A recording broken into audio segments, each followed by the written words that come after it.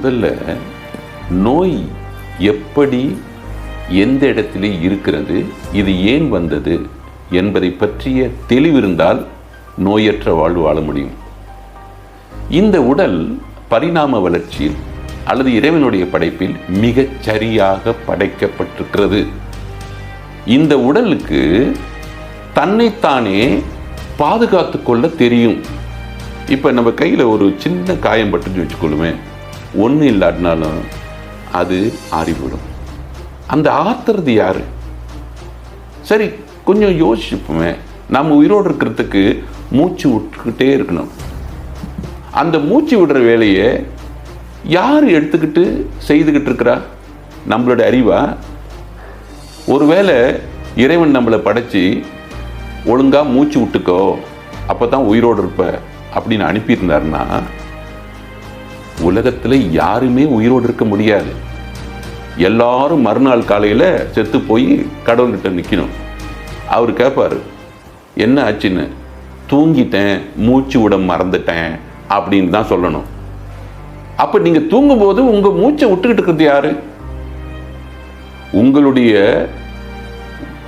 உணவு ஜீரணமாகறதுக்கு நீங்கள் என்ன செய்கிறீங்க? இந்த இருதயம் துடிக்கிறதுக்கு நீங்கள் என்ன செய்கிறீங்க?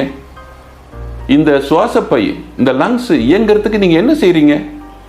உங்களுடைய கல்லீரல், மண்ணீரல், கணையம் இவற்றெல்லாம் இயங்கிறதுக்கு உங்கள் அறிவு சம்பந்தப்பட்டதா? நீங்கள் யோசிக்கிறீங்களா? நீங்கள் அதை இயக்கிக்கொண்டிருக்கிறீங்களா? எனவே முதலில் ஒரு விஷயத்தை நீங்கள் உணர வேண்டும். அது என்னன்னா, உடல் ஒருபோதும் தவறு செய்யாது. It's supreme intelligence. அதுக்கு ஒரு பேராற்றல் இருக்கிறது.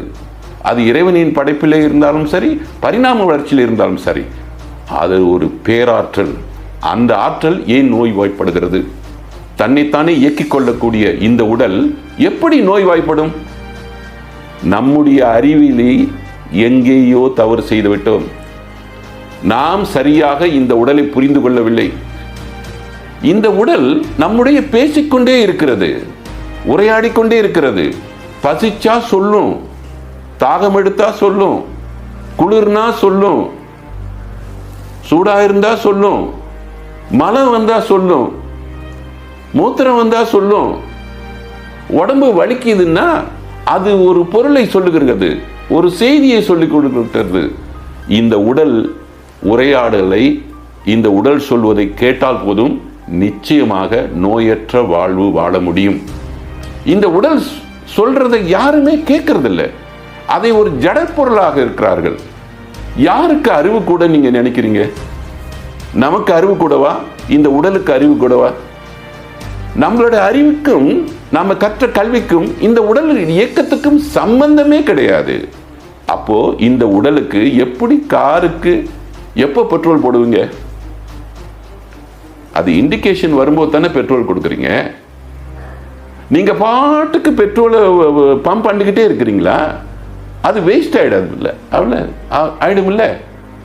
அந்த மாதிரி இந்த உடல் இயங்குவதற்கு எப்போ சாப்பிடணும், என்ன சாப்பிடணும், எப்படி சாப்பிடணும் என்ற ஒரு விஷயத்தில் தெளிவு இருந்தால் போதும். இந்த உடல் நோய்வாய்ப்படாது. இந்த உடலுக்கு நோய் எதிர்ப்பு சக்தி, இம்யூன் சிஸ்டம் இருக்கு. அது நீங்க உருவாக்குனதில்லை. அந்த இம்யூன் சிஸ்டத்தை கெடுக்கிறதே இந்த ஒரு ஓட்டை தான். இது வழியா என்ன போகுதோ அதுதான் இந்த உடலாக மாறுகிறது. What you eat becomes your body. அப்போ இங்க என்ன பேசுறோம், என்ன சாப்பிடுறோம், எப்போ சாப்பிட்றோம், எப்படி சாப்பிட்றோம், இந்த ரகசியத்தை புரிஞ்சு கொண்டா போதும். எப்போ தண்ணி குடிக்கணும், எப்படி குடிக்கணும், எவ்வளவு குடிக்கணும் என்பதை புரிந்து கொண்டால் போதும். இந்த உடல் எத்தனை மணிக்குள்ள சாப்பிட்றணும் என்பதை புரிந்து கொண்டால் போதும்.